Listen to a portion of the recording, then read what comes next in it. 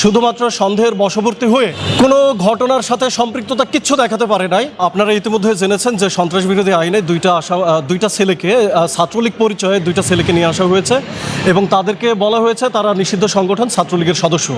আপনারা বিজ্ঞ learned advocate বলে গেছেন যে এই মামলায় একজন আসামি হিসেবে যাদেরকে পাঠানো হয়েছে একজন চিকিৎসা নিতে আসছিল এবং আরেকজন তার সাথে গেছে। এখন এমন একটা অবস্থায় পড়ে গেছে আমরা যে বিগত কয়েকদিন আগের এই মামলায় ঘটনা দেখিয়ে এখানে স্পেসিফিকভাবে অভিযোগ এজাহারের নাম ছিল প্রায় 30 জনের।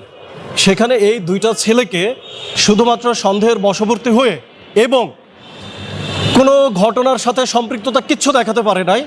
আজকে বিজ্ঞ আদালতে আমরা শুনানি করেছি, আমরা বলেছি এই ছেলে দুইজন নির্দোষ এবং একজন এর ভিতরে চিকিৎসা নিতে এসেছিল এবং তার সাথে আরেকজন ছেলে আসার পরে দুইজনকে অ্যারেস্ট করা হয়েছে এবং 3 দিনের রিমান্ড সহ বিজ্ঞ আদালতে সোপর্দ করা হয়েছে। আমরা বিজ্ঞ আদালতে রিমান্ড নামঞ্জুরপূর্বক জামিন শুনানি করেছি। বিজ্ঞ আদালত মহামান্য উচ্চ আদালতের সতর্কতার সাথে 1 দিনের রিমান্ড আবেদন মঞ্জুর করেন এবং আগামী 7 কার্যদিবসের ভিতরে এই মামলা তদন্তকারী কর্মকর্তা যিনি আছেন উনি যেন এই 1 দিনের যে পুলিশ রিমান্ড সতর্কতার সাথে এটা যেন শেষ করেন, এটা বিজ্ঞ আদালত আদেশ দিয়েছেন। আমরা এই আদেশের বিরুদ্ধে আমরা সুপ্রিয়র যে কোর্ট আছে, উচ্চ আদালত আছেন, সেই আদালতে আমরা যাব। আমরা আশা করি ন্যায় বিচার পাবো। ধন্যবাদ। দেশে দেশে সবার সাথে দ্য নিউজ।